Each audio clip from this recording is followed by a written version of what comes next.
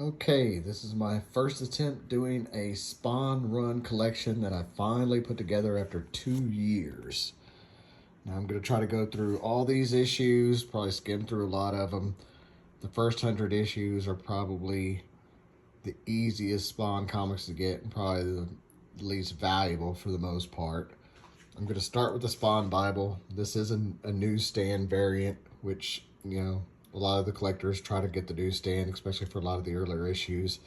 I can kind of take them or leave them. If I get them, I'll get them, but I don't really go out of my way.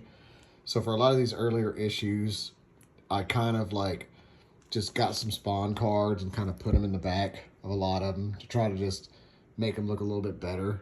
Some of these Spawn cards can range from like $10 to basically like nothing, but they're kind of cool to have, I think, to just put in the back.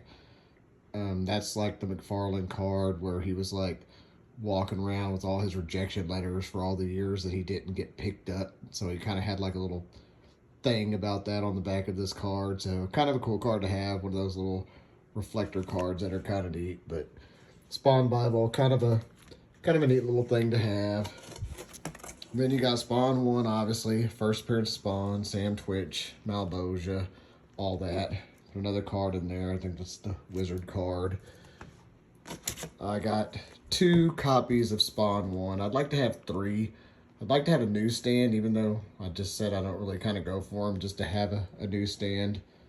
And I put some of the more valuable cards kind of like in the first few issues. The rest of them are just kind of like regular old cards.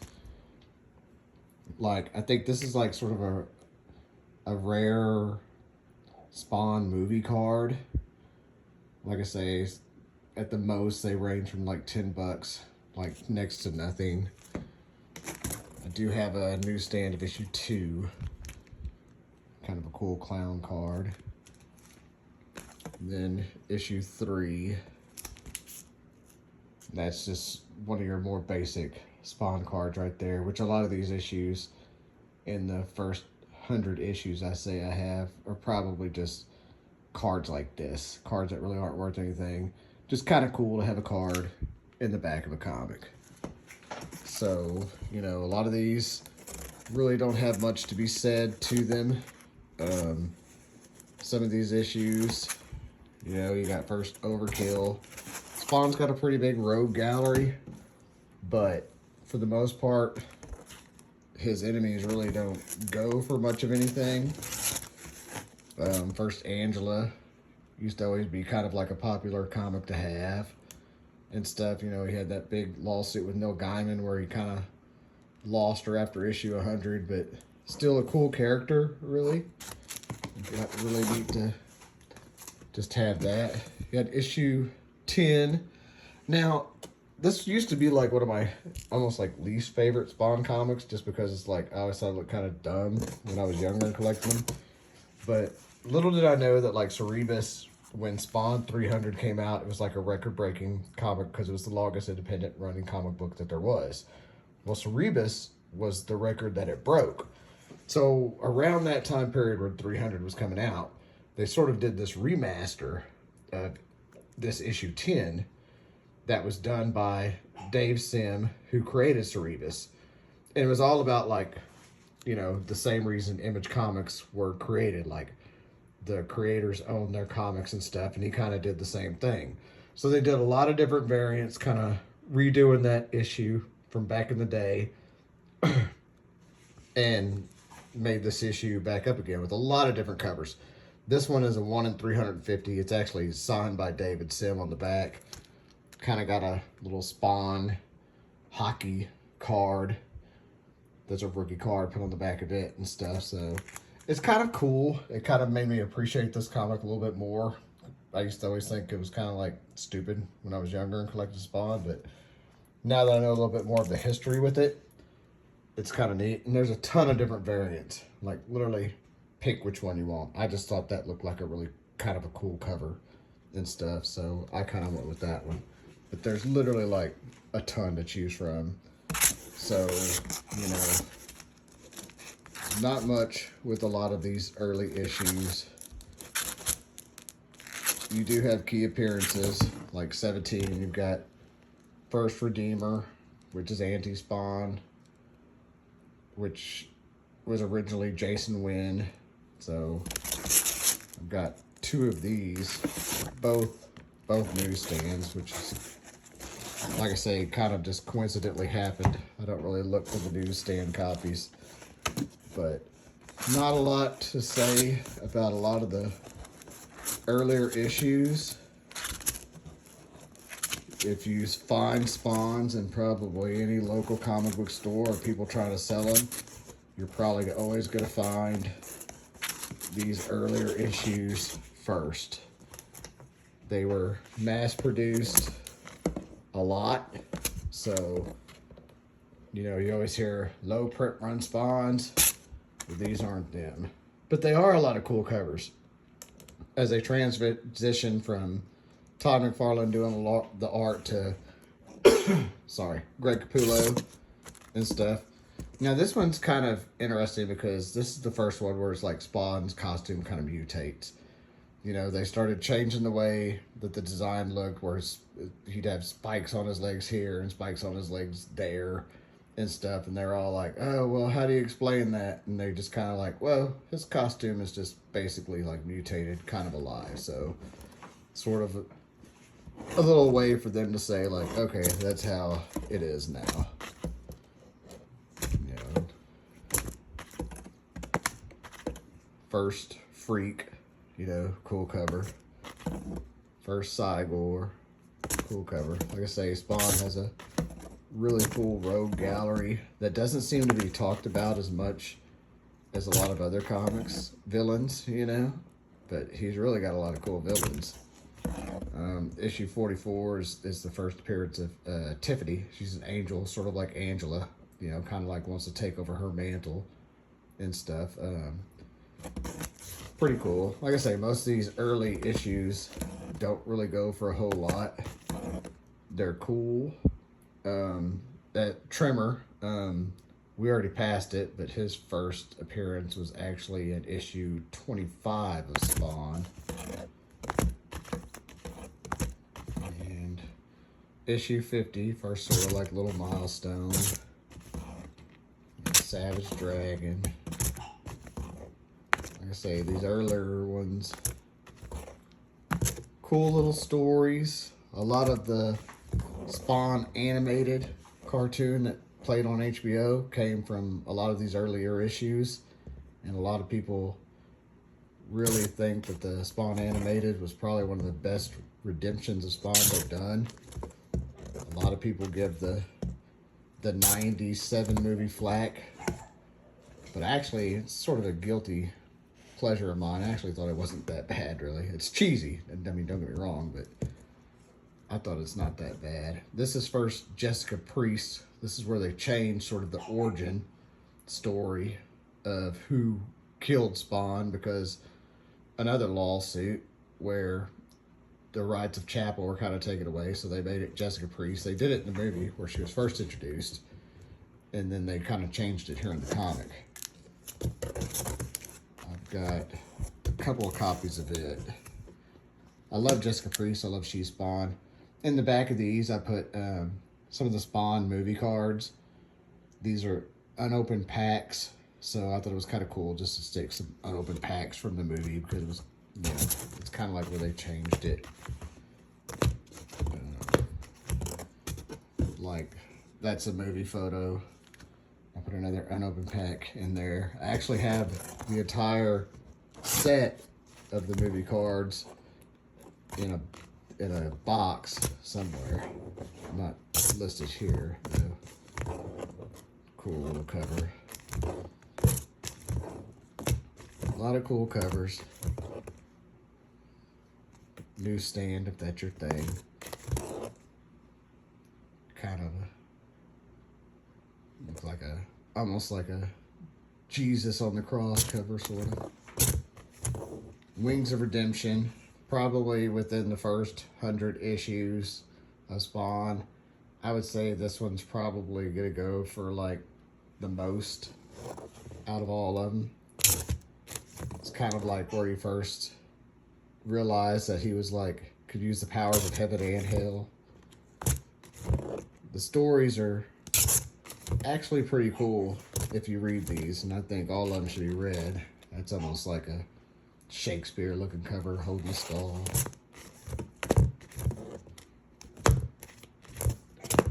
Say not a lot to say about a lot of these earlier issues. They are what they are. This is always seems to be a fan favorite cover, kind of a Halloween cover of Spawn and stuff. It is pretty cool. It can go for a couple bucks sometimes, but with a lot of these earlier issues, you know, like I say, it took me about 2 years to put this entire run together. And I try to be patient with them. I'm sure you could look them up on like eBay and spend 20 bucks for this, or you could be lucky and probably win on an auction for 99 cents. You just never know. It just depends on what you want to pay. Spawn is one of my favorite characters when it comes to comic books. So I was patient, but sometimes you gotta have something, you gotta have something. So it just depends.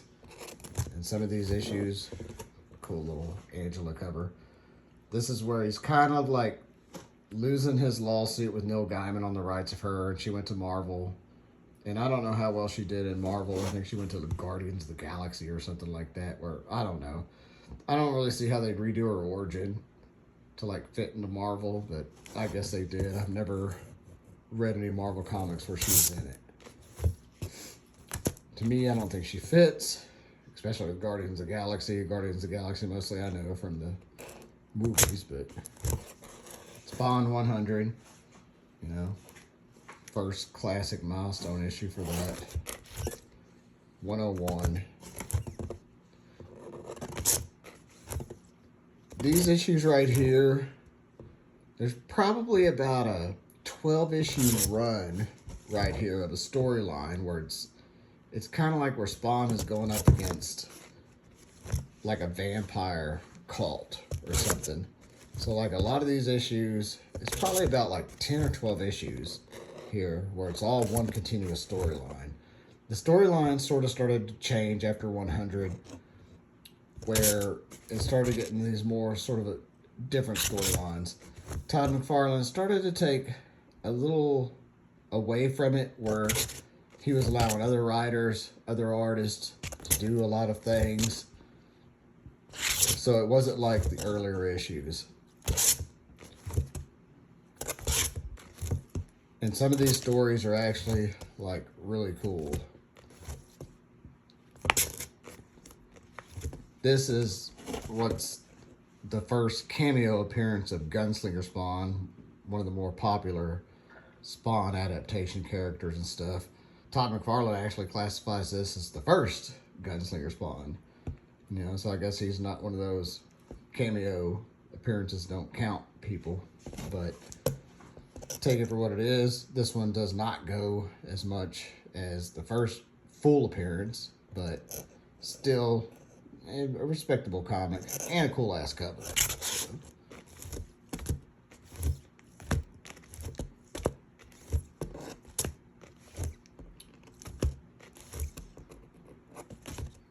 Some of these stories right here just Spawn like traveling across America.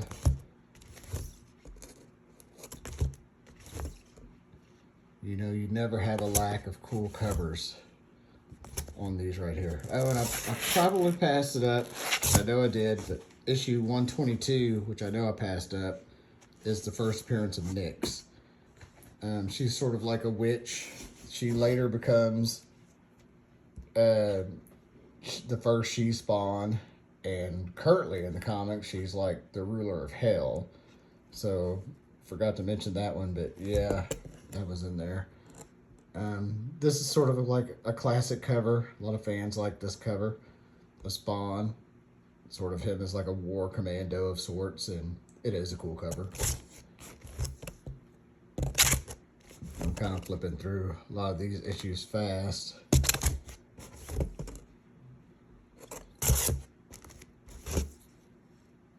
These all are pretty cool stories around this time period, in my opinion. And this is where see, 138, 139. This is where Nyx actually becomes She-Spawn. It's a 3-part story where she's basically looking for a friend in hell, and she gets sort of the power of Spawn. So this is the first one of the 3-part story, is in 139. So this is sort of the official first Nyx as She-Spawn. And I'm a big She-Spawn fan. I'm a big Jessica Priest fan too. In this 140. This one seems to be the most popular. It's for first cover appearance. You know, kind of a different look than the She-Spawn of today, but still a pretty cool looking comic. Then the 140s. I think this is... these all have some pretty unique storylines to them. I think these are comics that all are meant to be read. Everybody's in a slab everything today. Sorry, kind of mentality. I don't think that's something you should do with Spawn. I think these comics are meant to be read. They've got good stories that shouldn't just be slabbed and looked at. Issue 150. This starts a really cool storyline, the Armageddon storyline. And issues 150 through about 184, I really think are some of the coolest written Spawn comics that there are. Sorry, I'm dealing with allergies.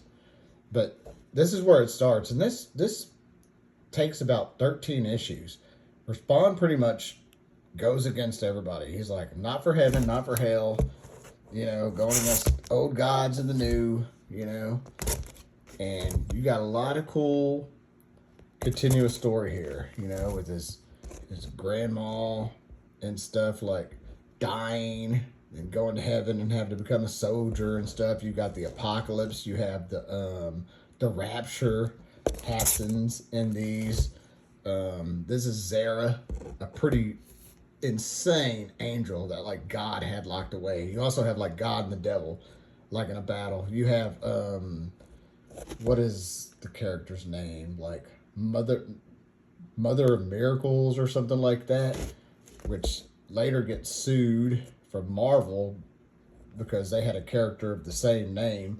Spawn later has to, or Todd McFarlane has to redo the whole God-Devil storyline and pretty much scraps that this ever happened because of that lawsuit and stuff, but doesn't negate the fact that this Armageddon storyline is one of the coolest that you can read. I mean, it's really got it all the way to the end of the world, and like Spawn just like pretty much recreating everything.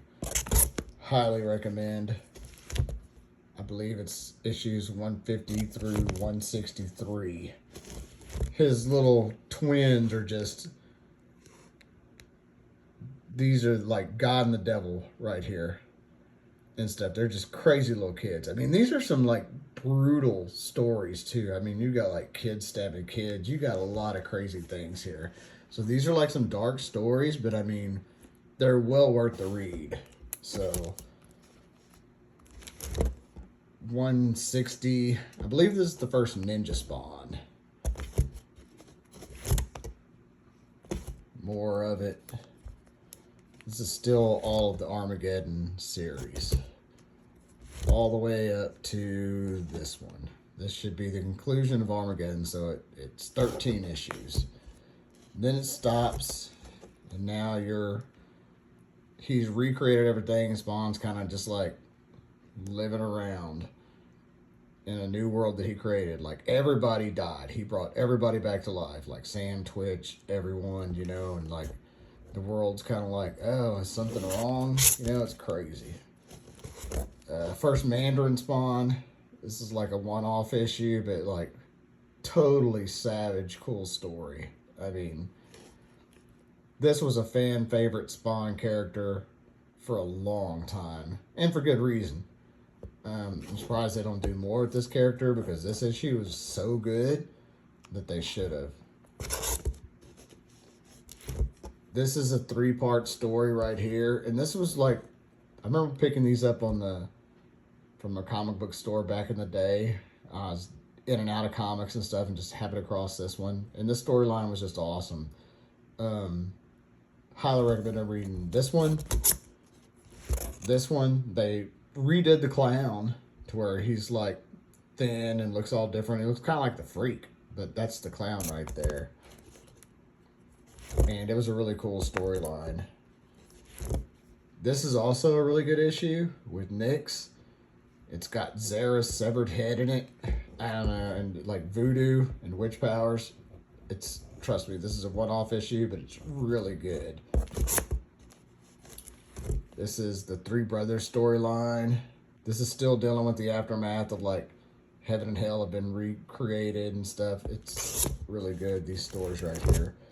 These 4 issues are really good reads. Like I say, around 150 to 184, not even written by Todd McFarlane, are some of the coolest issues, I think, of Spawn. I love the grittiness. I love the darkness. And the art was excellent. Now, of course, you know, Gunslinger Spawn. Everybody knows this issue. It's one of the most popular, for good reason. But this issue of 174 and 175, when they came out, these are really good issues. The interior art on this is excellent. It's almost like painted art. It's like a really good story. Like if they had never done anything else with Gunslinger Spawn, this would have been a great 2 stories just by themselves. But I'm glad they really did do more with Gunslinger Spawn because he was definitely worth doing more with. He is very a fan favorite character.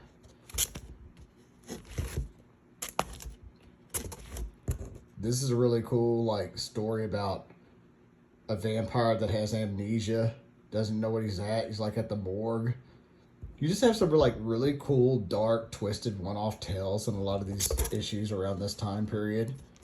Same way with this one, War Spawn.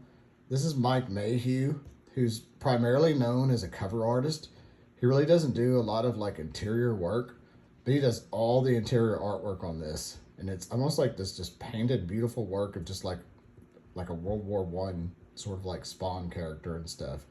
I'm surprised they've never really revisited this character that much, considering they've done it with a lot of other Spawns.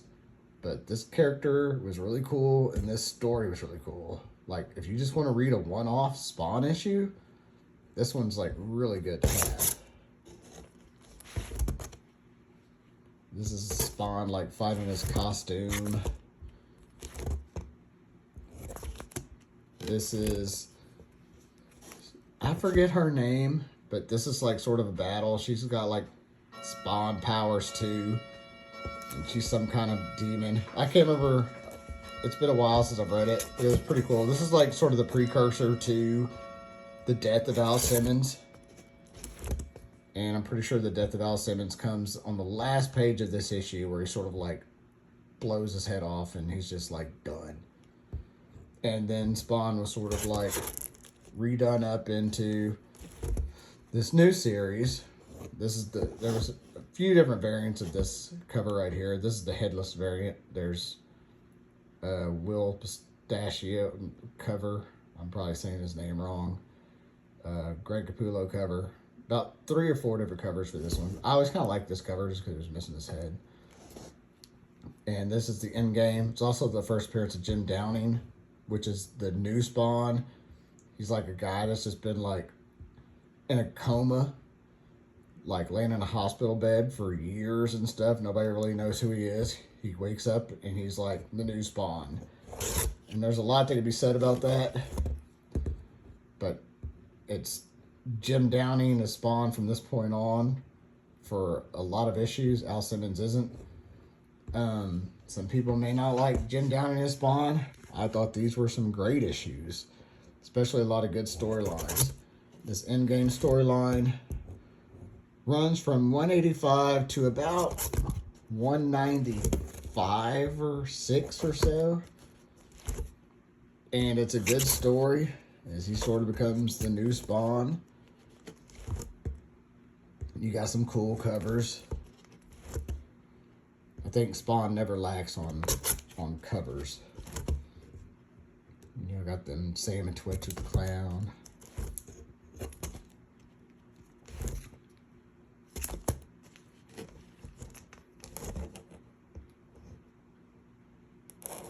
think. 196, I think that's the conclusion of Endgame. Then it switches up. It's just back to Jim Downey as Bond. The Endgame storyline is over. Then you've got the milestone 200th issue. And then 201. This is when, was it Seisman Kradansky? I'm probably butchering his name. Becomes the new artist. This is the first appearance of the Vampire Blood, who's still a main player in the comic books to this day. This starts a whole new kind of storyline, especially with the art. The art's more darker, grittier. It's got more of like a noir-like style to it. I really dug the art style change that they put when they introduced this. And the covers were just cool too. He just did these just dark covers, which I just don't think these issues get appreciated enough for what they are. And sometimes looking at a Spawn cover, it's hard to get the whole gist of it. You gotta like really pay attention.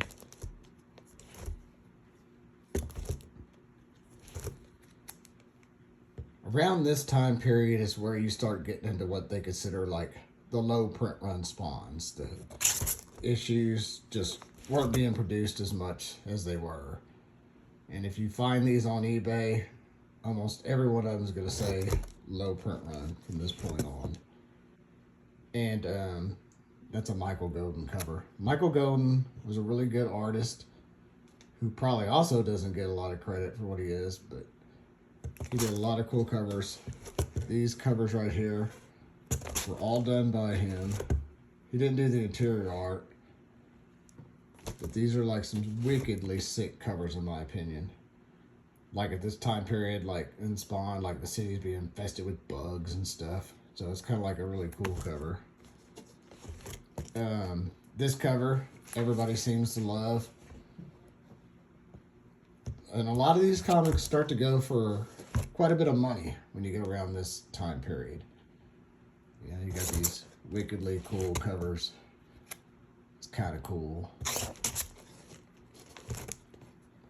This is the first Spawn with bat wings. It's sort of like a variation of the Wings of Redemption. It's a really cool story.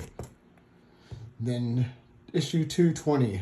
These low print runs were obviously affected sales, so this is where they got to where they're just like, we'll do these homage covers back to previous other comics and stuff and try to get sales to bolster. These are still considered low print run comics, even though they were making like 1 in 25 black and white variants, which those go for the most. But that was a Savage Dragon homage, a Young Blood. These are actually really cool stories though, that really at this point they're, you know, Jim Downing's really being fleshed out a lot as a character. So a lot of these stories are like really cool. A lot of the collectors focus on the covers, but I think you need to focus a lot more on the covers. This is a Spider-Man 316 homage, a Walking Dead, Dark Knight, Watchmen. They had this one. This is when Obama and Romney were going for president. They have a variant of this that's Romney wins. But I didn't ever get that one because he didn't win. So I was like, kind of seemed pointless to have both. Unless you just really want to have both. Hulk 340 variant. Always kind of a cool clown cover with the knives with the Spawn reflection in them. Spider-Man 300 homage. Action Comics #1 homage. First appearance of Superman. An Incredible Hulk annual #1 homage. This is the Celebrity Savior. Really cool storyline right here. Runs for about, I think, 5 or 6 issues or so. This is based off a cover that Todd McFarlane did for Batman. Pretty cool cover. I think out of all the homage covers, this one probably goes for the most, with 221 going for the second most.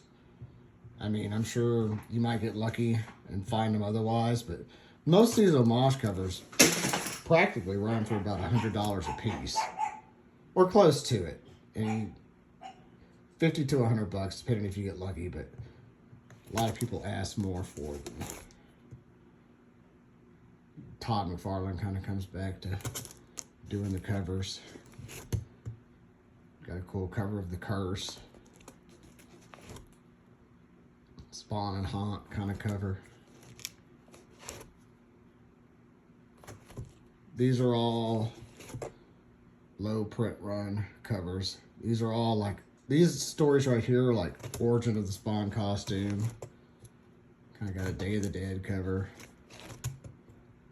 Pretty cool. This is like the history of Man Revealed. It pretty much talks about like all the history of life with humans, and it kind of talks about it from like, you know, Cain and Abel all the way up to like Adolf Hitler and all the evil that's been in the world. It's a really cool story.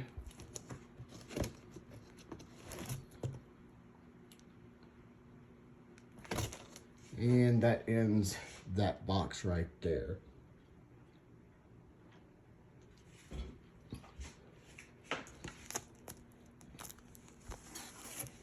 Now we go to another box. These are some of the lower print run Spawn comics. We got 240. This is, out of all the regular Spawn comics, the third least print run issue of Spawn. It is tied with this issue, 242, as the lowest print run. And this one is the lowest print run issue of Spawn. I don't know the exact numbers, but this issue goes for a lot just because it's the lowest print run. All of these right here, up until about 250, are pretty low print run. Pretty cool story. This is kind of like getting to the end of Jim Downing. This is like Sarah. This was like Jim Downing's girlfriend from when he was in a coma. She was the nurse and stuff. It's kind of crazy what happens with her.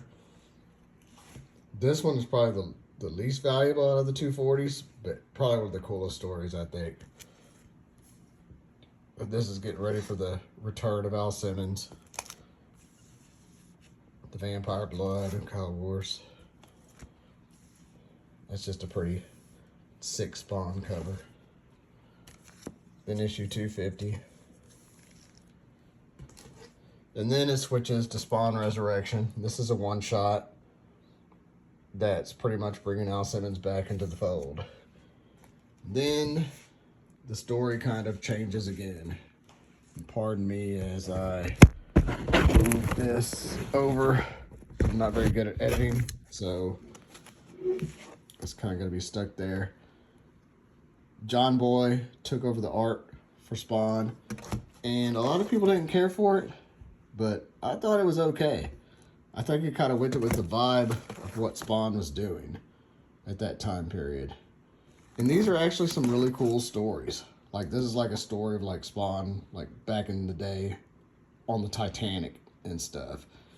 Really neat story and art. He had this big ass sword.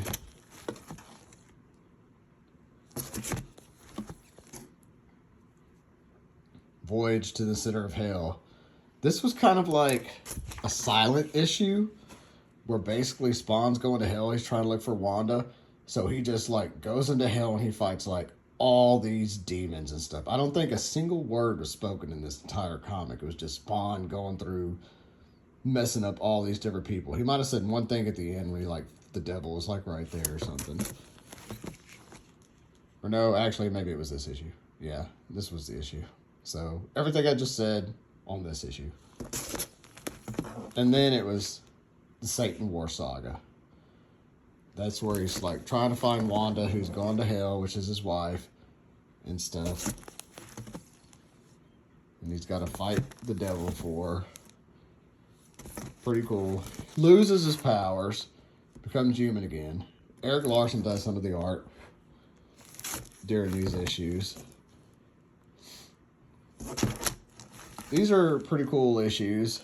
This is where they start to do a lot of variants on a lot of issues. From this point going on forward, you could find like 2 or 3 different kind of issues. This is the black and white one. It's kind of like just pick which issue you want. This is a 4-part crossover story that's done with Savage Dragon, and this is part 1 of it. This does have Savage Dragon 216, which is part 2 of the story. I bought these just so I could have the story continuously. This comic actually sells for like $100 almost all day long. I've even seen them sell for $200. I guess it's just a hard to find comic. And this is the 3rd part of the story. And this is the 4th part of the story. Another Savage Dragon comic. But unlike 216 of Savage Dragon, which goes for like $100, this one only sells for about probably like $12. So don't know why, but it's just the way it goes. Pretty cool story. We got a couple of those. This is issue 270. This is the first appearance of Soul Crusher. A pretty cool new Spawn villain gets introduced here. And these issues from 270 to 274 are actually a pretty cool little storyline. Soul Crusher is a pretty cool villain. That's him right there. Not going to get into him too much, but issues 270 through 274, if you want a cool storyline, they're definitely worth having. 275. This is where his daughter Cyan is first referred to as Misery. You know, they just did a 4-part miniseries on her, and that's where she's first referred to. I kind of like how she actually sort of grew up in the comic books. You know, a lot of times in comic books, like, nobody ages. They all stay the same age. Like, his daughter was like 2 years old in the first issue, and now she's like old and stuff. This starts the Dark Horror storyline. If you're a fan of like Clive Barker, this sort of like has like a Hellraiser sort of vibe to it, the art and stuff. I guess I got a couple of those.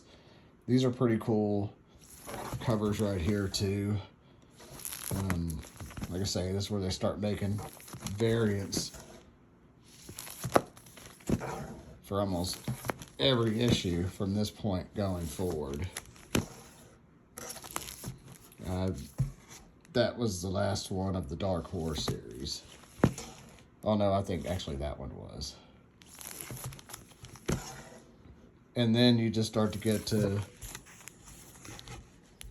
all these issues. These are starting to become more modern. This issue, I don't know what the significance is of this, but they made about like, well, what does it say? 8 different covers of this. Pretty much it's the same cover. The Spawn logo just kind of changed on it, and maybe the background colors changed. I don't know why they made so many covers to this one. I don't know if there was a significance to it, like a milestone or what, but they just kind of did.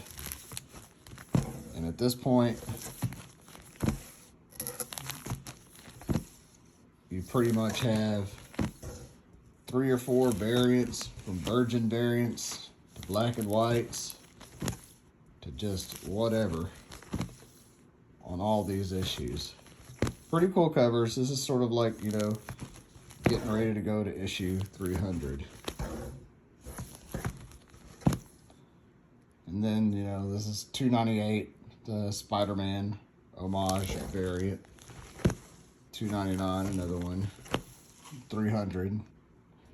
Just like the 227, it's almost identical, but still kind of cool. Another issue 300.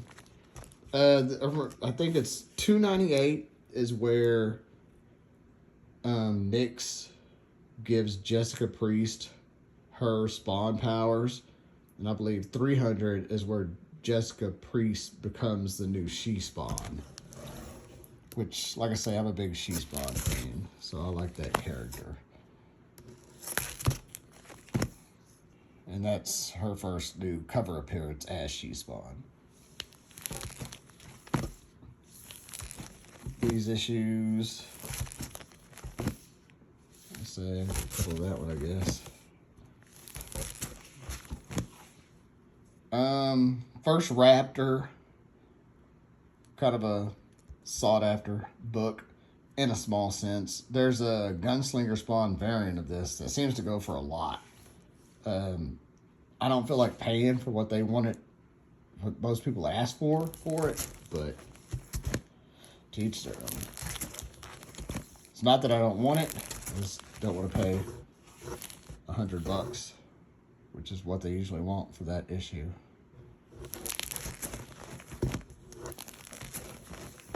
And around this time period, a lot of the different spawns are like coming together. Like Gunslinger Spawn is coming together.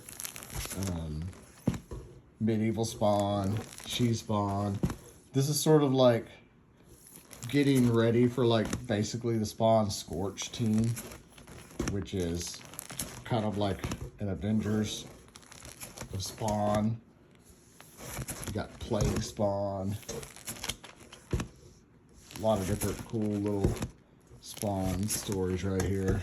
This is where King Spawn was starting to come up. Another 316 homage variant cover.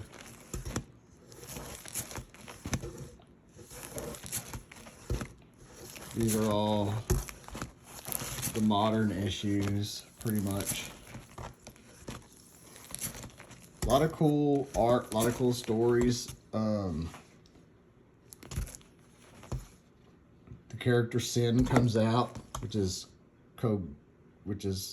Cog from earlier issues. He's pretty much, the seat of hell has still been vacant for all this time, so everybody's like trying to take over the seat of hell. Who's gonna get to it?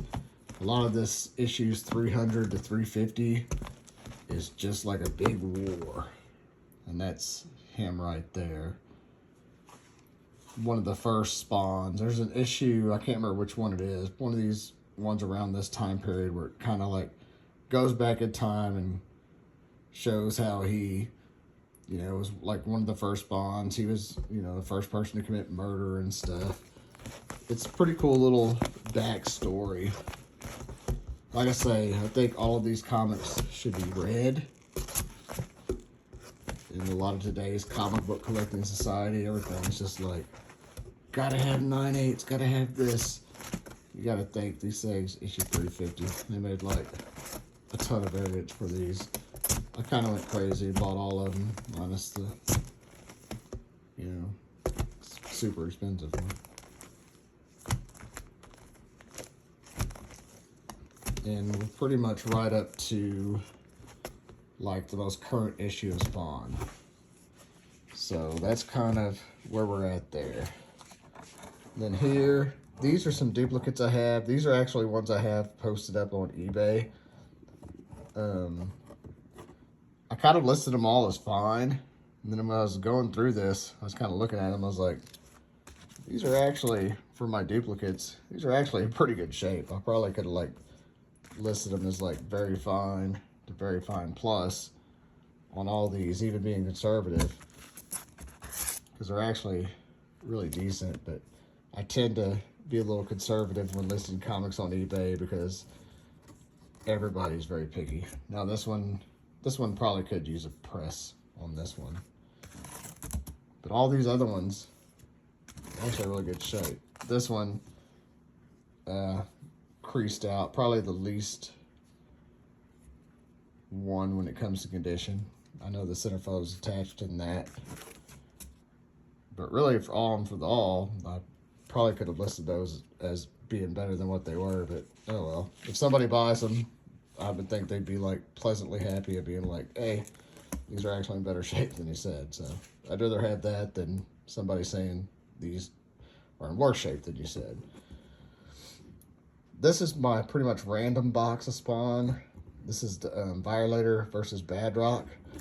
This 4-part series is actually pretty cool. It's like a really cool storyline.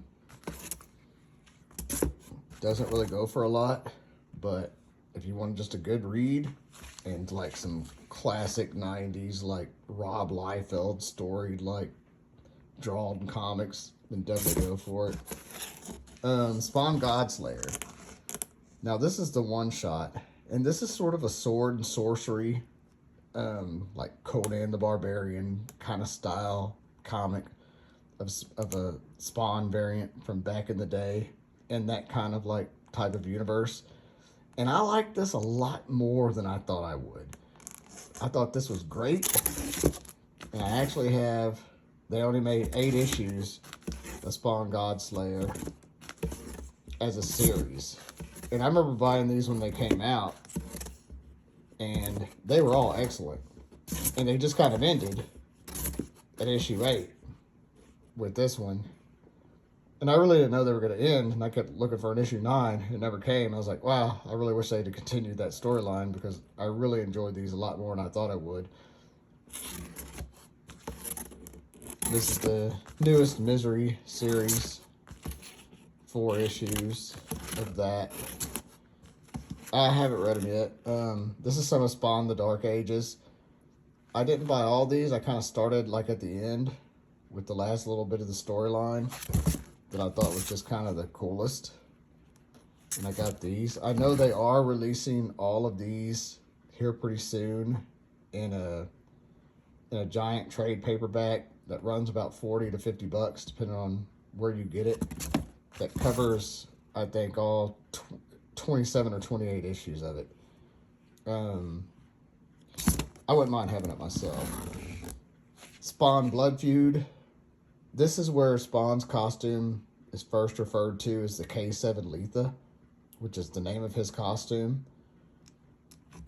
So it's kind of significant in just that fact. So sort of a cool little story to have, just, you know, for the fact that it's like Spawn's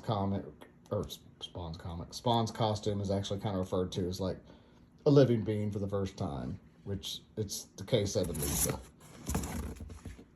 Curse of the Spawn. Like I say, big Jessica Priest She-Spawn fan. And this is a photo cover from the movie. This is her origin. And it covers these 3 issues, 12, 13, and 14. This random Curse of the Spawn issue is the first Antichrist Spawn. So it's basically about somebody trying to drive somebody crazy with like playing heavy metal music above them in an apartment all day. I don't know. Pretty cool story though. Gunslinger Spawn, 1 in 50 sketch variant.